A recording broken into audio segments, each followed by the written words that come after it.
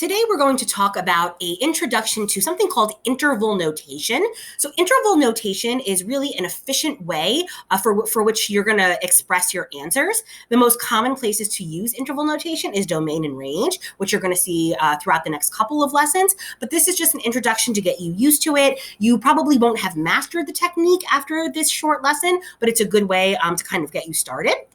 So first off, what is interval notation? So interval notation is a way for writing subsets of the real number line. So this is just a reminder here, of course, of the real number line. It includes all of the numbers, positive and negative. It includes not only the integers, but it includes everything between the integers. So all the fractions, all the decimals.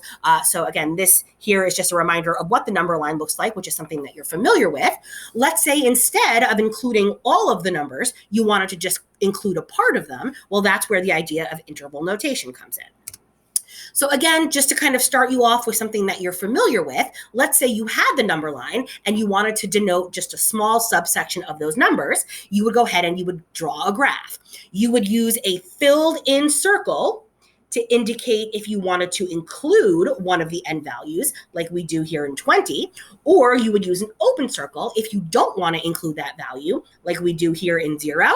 So taking a look at this number line right here, what this actually means is all of the numbers between 0 and 20, not including 0, but do include 20. And again, not only does it include things like 5, 6, 7, 8, but it includes all of the fractions and all of the decimals between 0 and 20, including 20, but not including 0. So this is something that you're certainly used to. And just a small thing, if instead of drawing on the number line, you're used to drawing it above or below the number line, that's fine too. That's not really something that we're concerned with. So the idea of graphing on a number line, you've been doing that for several years. Then the idea of inequality. So inequalities is what you use to show what subset of numbers you're trying to include. There are 4 different options. There's the greater than or equal to, the less than, or the less than or equal to. So again, just an example of something that you know, x, and then the symbol 20, that means x is less than or equal to 20. And because of the equal to at the bottom here, that's how you know that you're going to include 20. So we're basically going to take these 2 previous slides and kind of put them together in a more efficient way to express these answers. And this is where we're going to use something called interval notation. So in order to use interval notation, you're not going to use a variable. The variable is going to be implied, so no x or no y. All you're going to do is write the beginning value and the ending value. So where does the interval start and where does the interval end? And then you're going to either choose brackets if you want to include the end value, or you're going to include a parentheses if you don't want to include the value. So here, when we see 0, 20, what this is saying is that the answer to our problem is all of the values between 0 and 20. Right now, because of the fact that you have a bracket here and a bracket here, that would mean that you were including 0 and 20. If you did not want to include 0, you would instead use a parentheses. And if you did not want to include 20, you would instead use a parentheses. Take a note of the example at the bottom here. So 5, 12, again, what that means is that it's all the answers from 5 to 12. The fact that there's a parentheses on the left side means don't include 5. The fact that there's a bracket on the right side means that you do include 12. So you might not be able to see the value of interval notation yet, but I promise as the year goes on, you're going to see that it really is much more efficient, and it's a great way to ensure that everybody is kind of speaking the same language. This shows you how to put all 3 methods together. So let's say we're talking about the interval from 1 to 2. If you were talking about including versus not including, I show you all the different kinds of notation. So here's what it would look like in an inequality form. You would choose all 4 of those numbers, all 4 of those symbols rather, and you would use the appropriate bounds, 1 or 2. Then on the number line, if you were including the value, you would have a closed circle. If you were not including the value, you would have an open circle. And again, how does that translate to interval notation? Well, if the values are included, you're going to use brackets. If the values are not included, then you're going to use parentheses. Showing an example of where we put that all together. Let's say you have a problem where you want all the numbers from 1 to 2. You want to include 1, but you don't want to include 2. So what you could do if you wanted is start with 2 separate inequalities. If you're saying everything greater than or equal to 1, you would write this inequality on the left. If you were saying everything less than 2, you could write this inequality on the right. For us, we're going to go ahead and write that as a compound inequality. Some people know that as an and inequality. That, of course, means that the answer shades together. It's always between those 2 values. So what this is telling us here is we want all the values of x between 1 and 2, including 1, closed circle, not including 2, open circle. What does that mean in interval notation? Including 1 is a bracket, not including 2 is a parentheses. This is showing you how you kind of have 4 options for every interval if you're starting at a regular number and ending at a regular number. And just so you know, these don't necessarily have to be integers. Instead of these examples being 6, it could just as easily be 6.5 or 6.25. So they don't necessarily have to be integers. I just thought it would be nice to kind of start off nice and simple.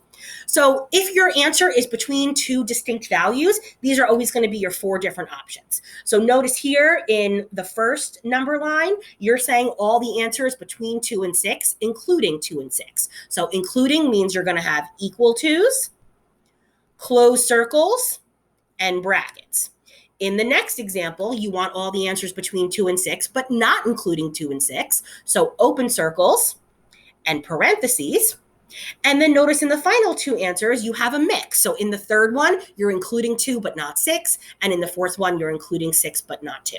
So perfectly fine for them to have the same notation on each side, and perfectly fine for them to have opposite notation on each side. Again, each is going to depend on the specific problem. Open or closed, these are vocab words that are sometimes used to tell you whether or not the end value is included. Not a huge issue for us, but doesn't hurt to see it. So if there is a parentheses on both sides, that is going to be an open interval.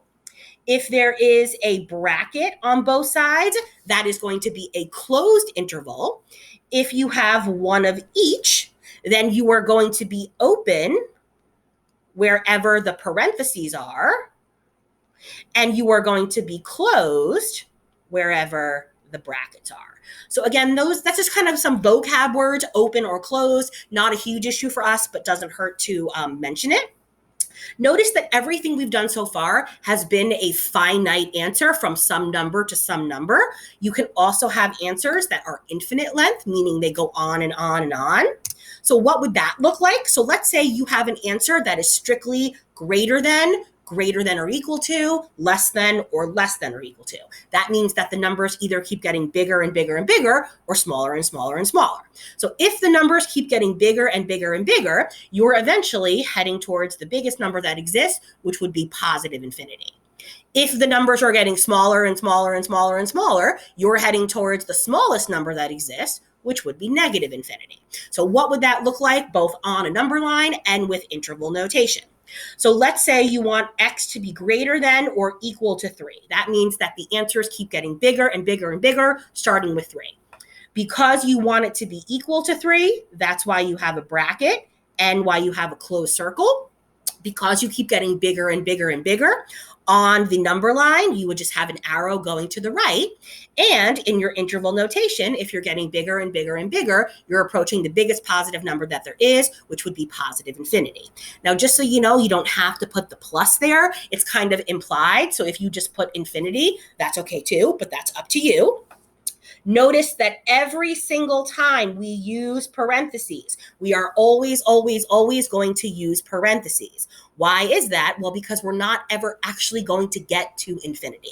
So take the guesswork out of it. Whether it's positive infinity or negative infinity, you're always, always, always going to use a parentheses.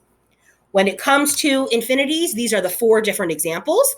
You can start at a number and go to positive infinity, not including that first number.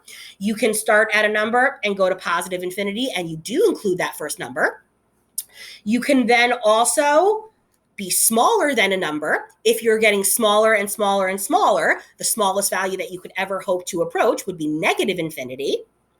Or in the fourth example, you are including that A value, so you're going to use a bracket on the A. Notice that when you're doing interval notation, it should always be in order from the smaller number to the larger number. So if you're looking at this example here, no matter what A is, infinity is going to be larger, which is why the infinity is on the right side in both of these examples.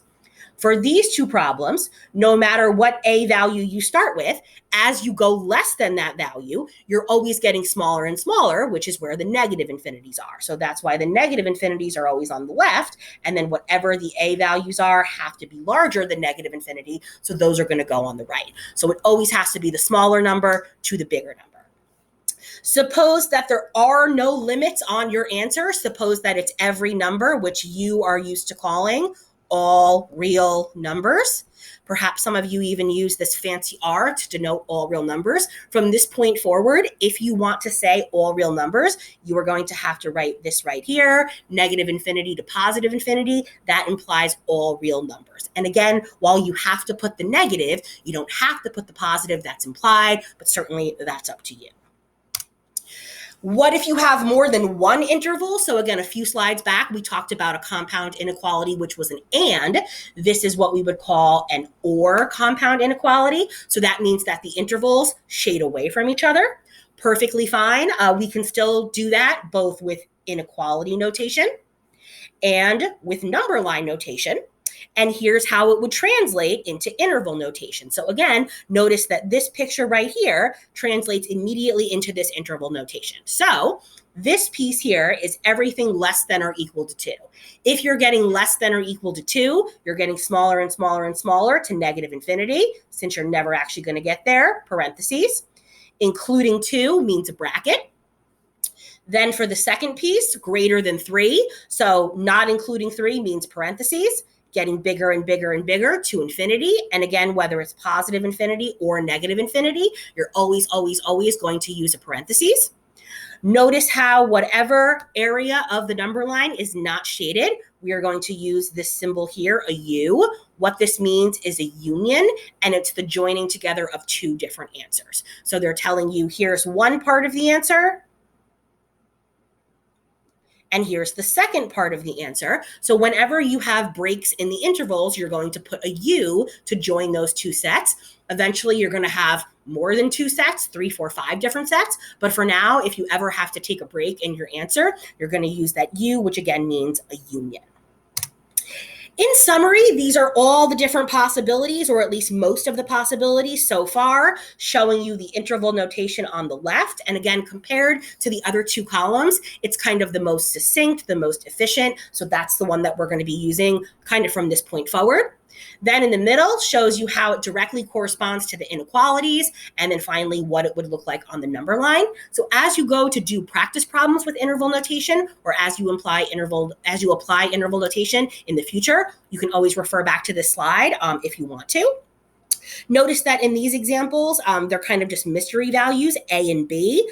In this final slide here, I picked a specific value. So here we're talking about 5s and 1s, and this really is every single type that you could possibly see. What happens if you're just talking about a single value, which in this case is 5?